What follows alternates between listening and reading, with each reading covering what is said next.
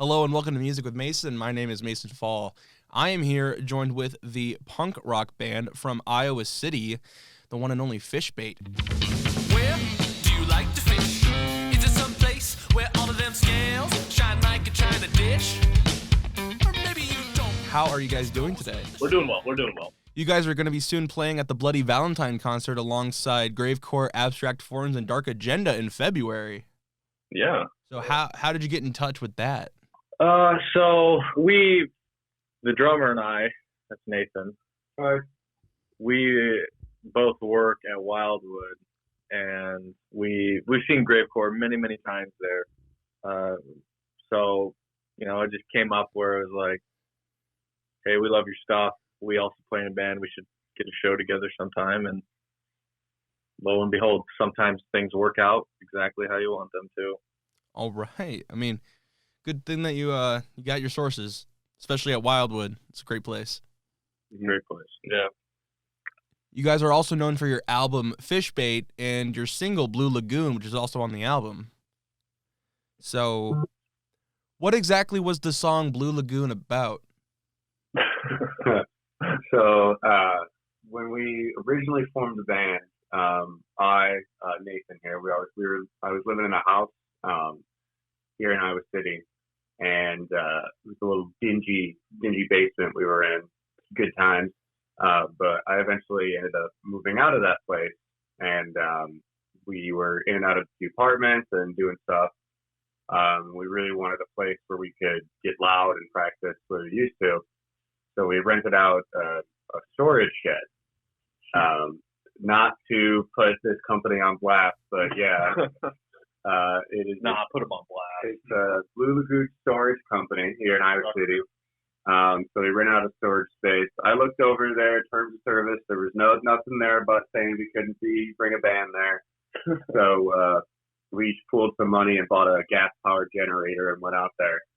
And within the first hour of getting set up, I got a call on my phone saying, "You guys got to get out of there right now."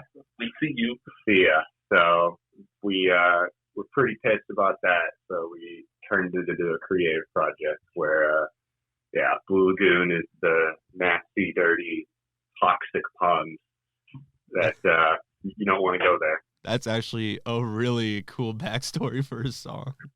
Yeah, we wrote a hit track. We did. Yeah, it really good, flows well with your name too. So Yeah, we like the fish theme. yeah. So guys, you recently also played at Gabe's and you opened up for Gallivant. Mm-hmm. Yeah. So how was that experience? I know you guys played at Gabe's for quite a while, but how was the experience just playing an opening for Gallivant? It was I don't know. I can't say if the other two. This is JJ speaking. That was the first time I've seen Gallivant, and they were really cool. I mean, we played a lot of cool shows at Gabe's, a lot of different bands, but Gallivant definitely has their own style and energy that they bring to the stage. And it was really fun to see and share a stage with them as well. Gabe's just a great place for, to see great music and to play for people who appreciate it. So it's always a fun show there for sure. Nice. So I guess we're going to go right back to the beginning. Where did you guys learn to play and sing? And when did you guys start taking it seriously and just have your love for music? Well, when I was in 8th grade, I went out with my buddy Drake, and I got absolutely hammered. It was the first time I ever drank. And I was in a little over my head, and I ended up, disoriented and throwing up and making a scene. So his dad sent my ass home, and when my dad found out about it, I got grounded for an entire summer. I was not leaving the house at all. So that's when I got the Squire Strat out of my closet, and I was like, I have absolutely nothing better to do with my time right now than to teach myself how to play.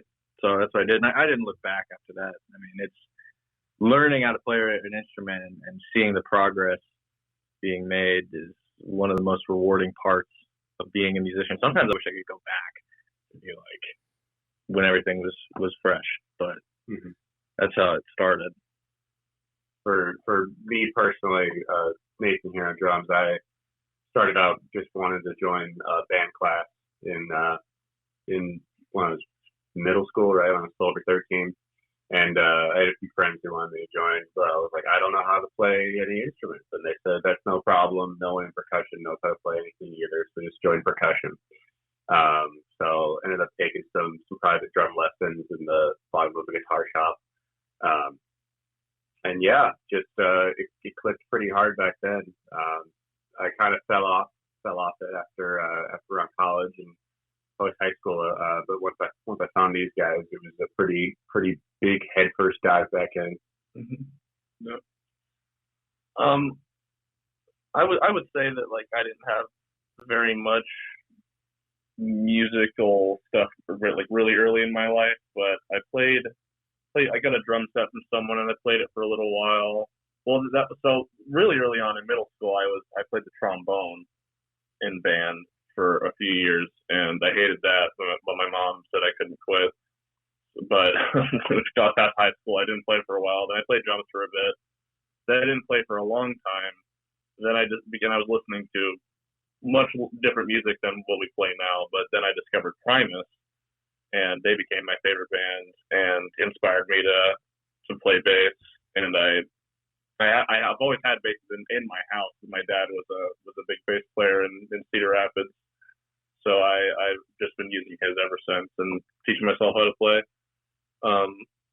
As for how taking it seriously, I guess like when I met Tom in Kirkwood, when we were in the same class and we started to jam together, and we didn't have anyone that would play drums with us for a long time. So it took us a long time to find a drummer, and we met Nathan through a mutual friend of ours, and Fish Fate formed, and here we are now. That's all right. You know, I mean, that's just how amazing bands form. So we already know you mentioned Primus as one of your favorite bands, but for the other two, do you have any favorite bands or any favorite artists? Well, besides Drake, That's the number. I said Primus as well. Drake is all of our number one. I mean, honestly, I could give you the list, like Red Hot Chili Peppers, Pantera, Screaming Headless Torsos, but I mean, Primus is the band that like glued us all together. They've got the jazz, they've got the funk, they've got the metal. You know, that's kind of our trifecta. Like I bring the metal, JJ brings the funk, and Nathan brings the jazz. Yeah. And so Primus is just really what drew us all in together. So, well, maybe they aren't the band I listen to the most anymore. I would say that historically, Primus has to be my favorite band as well. I just fucking got both you guys into the Primus. Yeah. The whole. Actually, it's just the best shit ever, man. Yeah. I wasn't too into like metal or anything heavy growing up. I really like I said, I was into jazz, growing up with big fat jazz band. Around like early high school, I found a lot of kind of ska, happier music. I listened to a lot of Sublime, a lot of Aquabats, a lot of stuff like that, happy kind of stuff. And it's the combo of the upbeat driving force, which contrasted with this super heavy, dirty sound that has come to define what we usually make. Yeah. So basically, like, Primus really hit all three of you, and then like that's a real big reason you guys stuck together at the beginning. Yeah, I mean, we have a lot of similar bands that we like, but I guess Primus is like what we like all take influence from in like an equal manner, I guess. Yeah, I mean, so Primus is a glue, but then I got JJ into Gojira, and Nathan got me into Sublime, and JJ got Nathan into something, I'm sure. Yeah, I mean, there's Aquabats, we listen to so much music that we've all bounced off of each other. I can't even remember. Mm-hmm. System of a Down is big for Nathan right now. Yeah, I'm into. So, like, the favorite bands list is probably going to look very similar amongst the three of us. Yeah. That's cool. All right, at least you guys are like somewhat stuck together when it comes to music, like favorite music bands and stuff like that. So yeah, cool. Oh, So I have some questions here for each of you. I don't know if these are true or not, so just bear with me here. Oh no. Starting off with Tom, did you Uh-huh. meet the mayor of Iowa City at a pride parade? Yeah. Yes, I did. So- Mayor Bruce T. Was it just like a coincidence that you guys were just at the same place at the same time?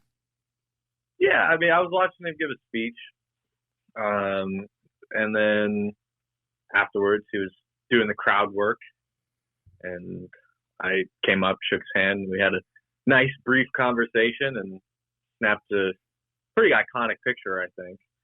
So that's a good man. He's got my vote. Okay. So for Nathan, and under your biography, it says that you are not only, a player for Fishbait, but you're also a photographer for Fishbait. So do you take the photos there for Fishbait?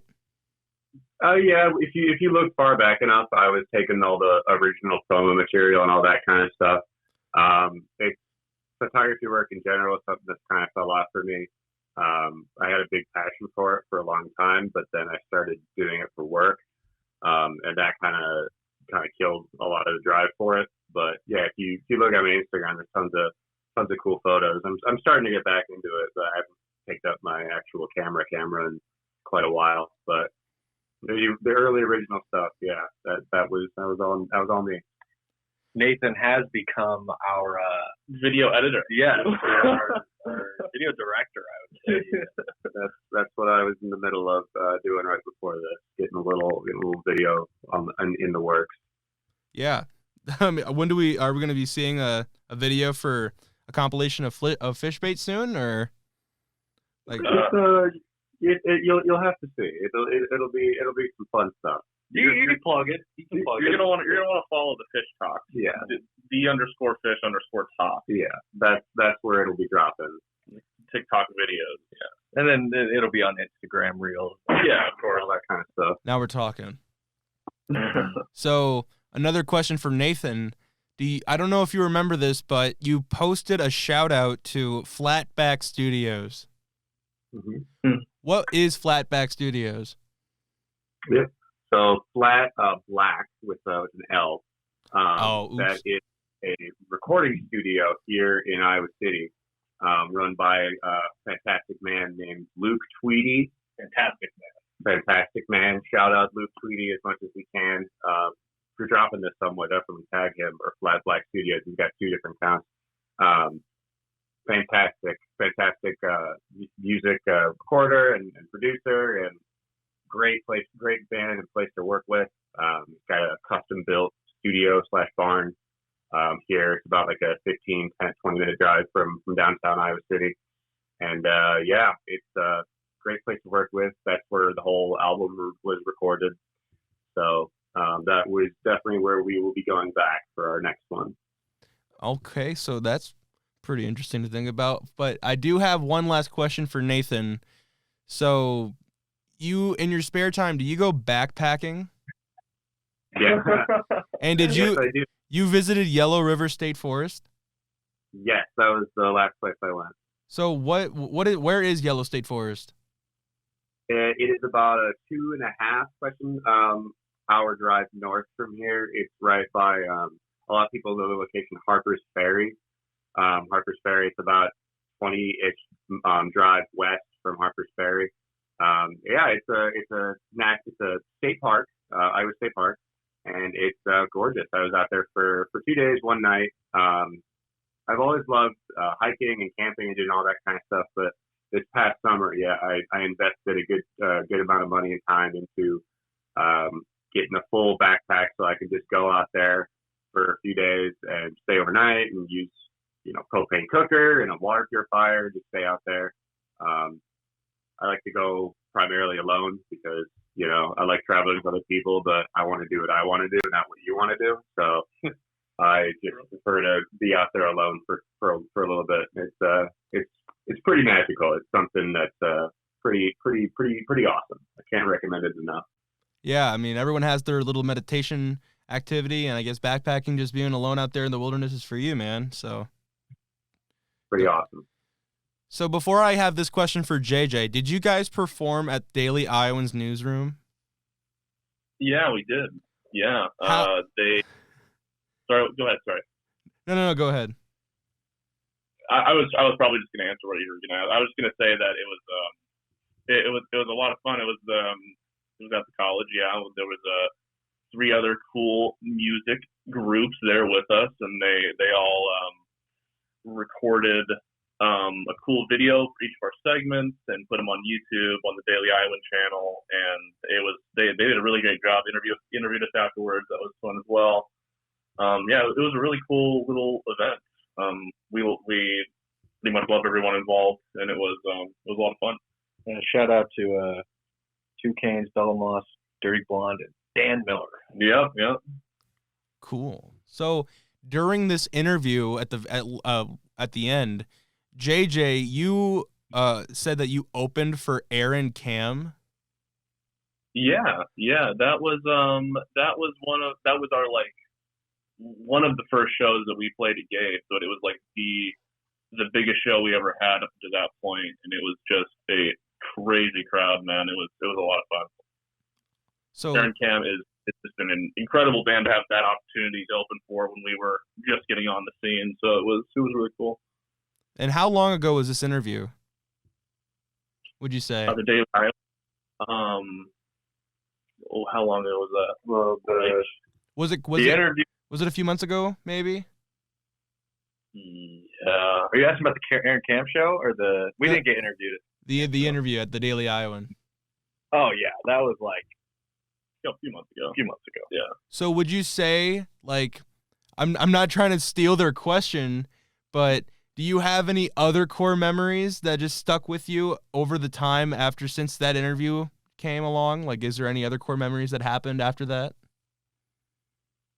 After that, I'm sure there's plenty. I was just gonna say Pocahontas was another just really cool moment that, like, for all of us to play together on stage. It was the first time. That was the very first show. Mm-hmm. Yeah. Pocahontas is my hometown, and that's it's a really rural, like northwest Iowa. It's all just flat and corn. But we landed the show there, and we got like 100 people to come out. Yeah. It was an interesting crowd. It was the whole town, man, almost. Yeah, we covered like Black Hole Sun, Hole Sun, and Suck My Kiss, and My Name Is Mud. Unsung. Yeah. Classic Fish Bait cover. Nice. So Head PE was pretty sick. Head PE was at Wildwood was crazy. yeah, that was pretty fun. Yeah. That's a great band. So for each of you, this is a very more like straight on question, kind of like a fun question, I guess. But for each of you, if you could have one final meal, what would it be? Oh, I gotta go laugh. That doesn't take me too long to think about. One final meal. Yeah, your final meal until like you're gone. Oh man. Do you have anything, Tom? I just need 10 family-sized bags of Funyuns. Just slam them. I could do it. Like a really good Spanish seafood dish, probably something like that, or sushi or something like that. Something fresh. Man, I think mine would be like pretty boring. I just want like a really well-made like burger or something.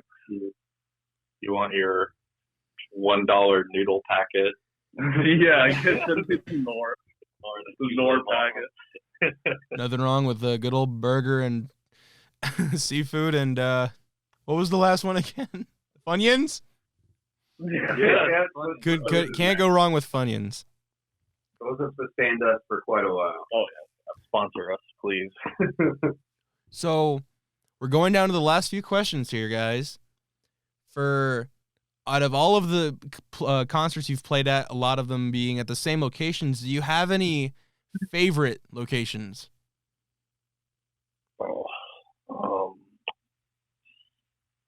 For me, it's probably Wildwood. I mean, we're still waiting to have like a nice headlining show at Wildwood.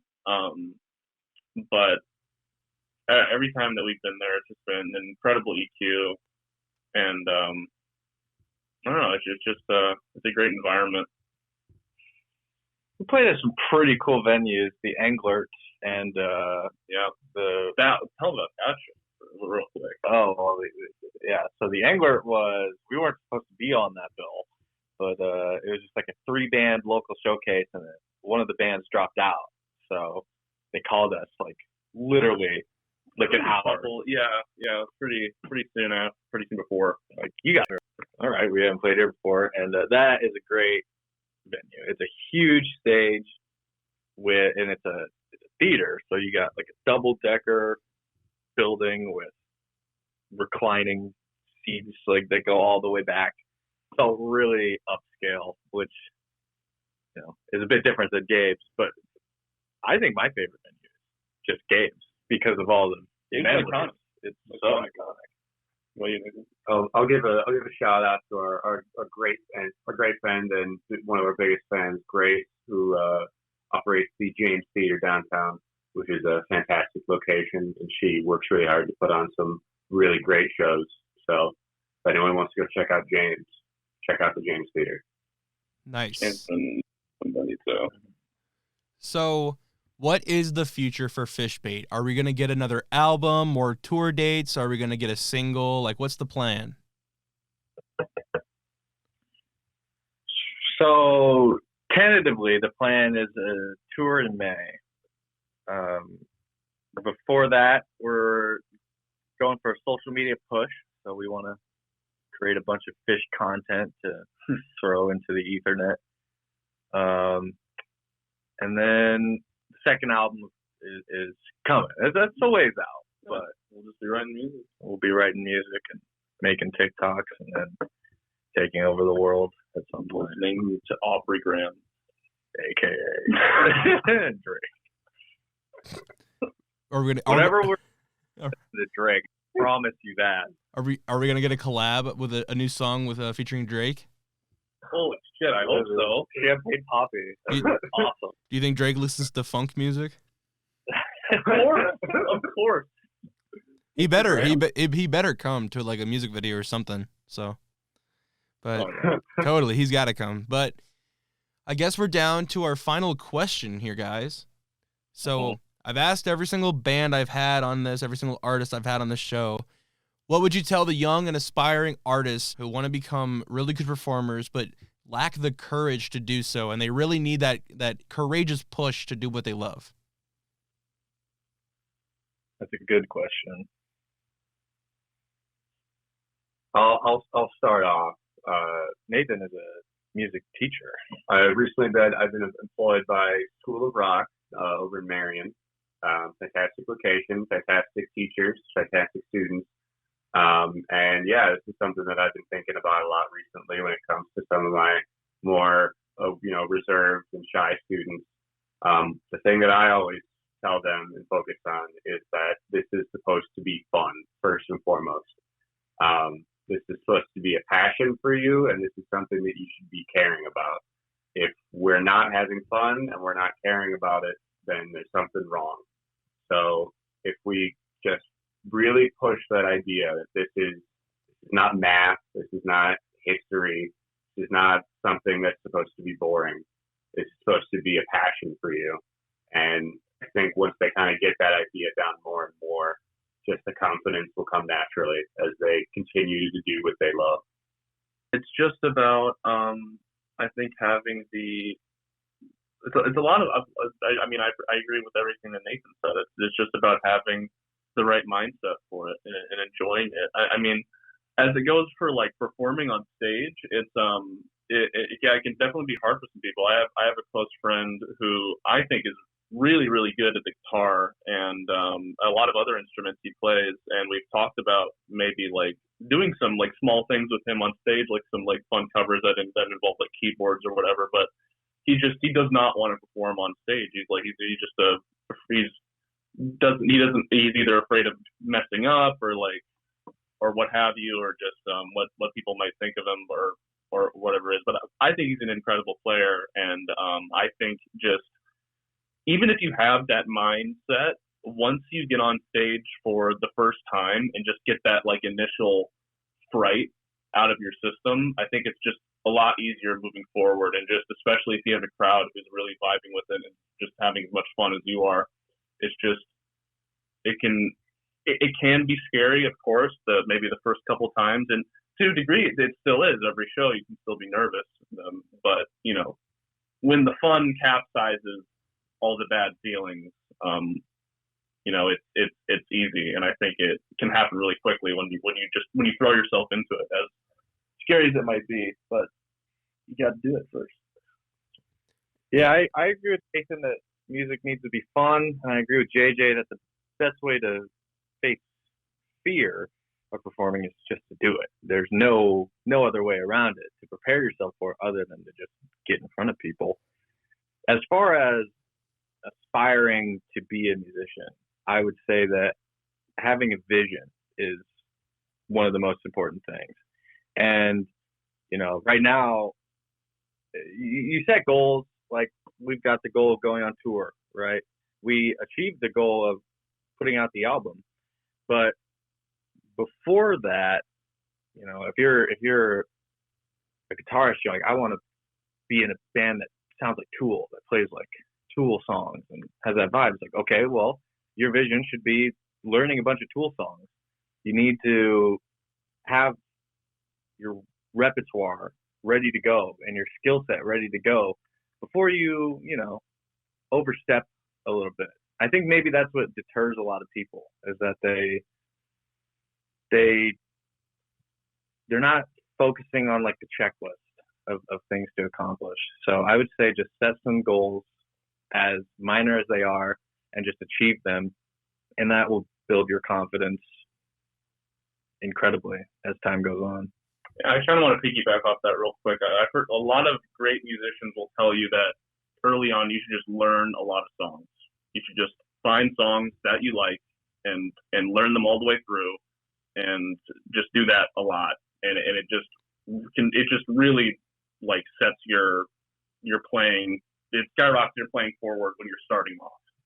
Yeah, for sure. Absolutely. And then once your playing is in a place that you're pretty comfortable with, like once you know that you're just crushing these Metallica songs, you're ready to go on stage and rip them out in front of people. Like, well, I've been doing all this work. It's time to, you know, you overcome the fear with the desire.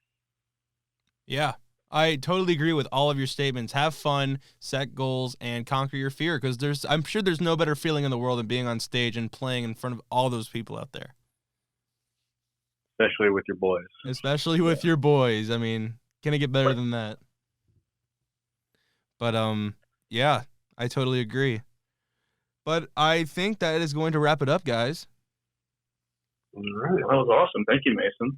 Yeah. Thanks, man. So where can we find you guys on social media? Like, where can we find you? A couple different places now. Got the Fish Talk. I said earlier, Fishbait Music is our Twitter or X or whatever. Fishbait.bands, our Instagram. That's kind of like where you'll see the most posts as of the moment. We Are Fishbait is the Facebook page. Although if you just look up Fishbait Band, it should be the first one that comes up. Yeah. And of course, all streaming platforms, Spotify, Apple Music, whatever you have, you'll find the album there. Finally on YouTube as well. Yeah, we'll definitely be putting a lot of that in the description. So make sure everyone listening checks it out. So, but yeah, thank you guys so much for being on my show with me, and we'll see you next time. Yeah, thank you. Thank you, man. See you later, Mason. And that will do it for today's episode of Music with Mason. If you enjoyed this, please consider hitting the like button and subscribing, and making sure that all of your friends, your families, and your lovely husbands and wives, your boyfriends, your girlfriends, whoever it may be, checks out this channel as well, because we are not stopping until every single band in Iowa has been interviewed, and I don't think that's going to stop anytime soon. So make sure you go ahead and share this with everyone. I am very appreciative to have you on this show, listening to me and these amazing bands out there. Without further ado, I just want to say thank you so much for watching. And if you did, in fact, love this interview, make sure you check out Fishbait in the description below. Instagram, Spotify, you're going to love them. They are incredible Funky band, not punky band. They're funky. So make sure you go check them out. And of course, we will see you guys next time.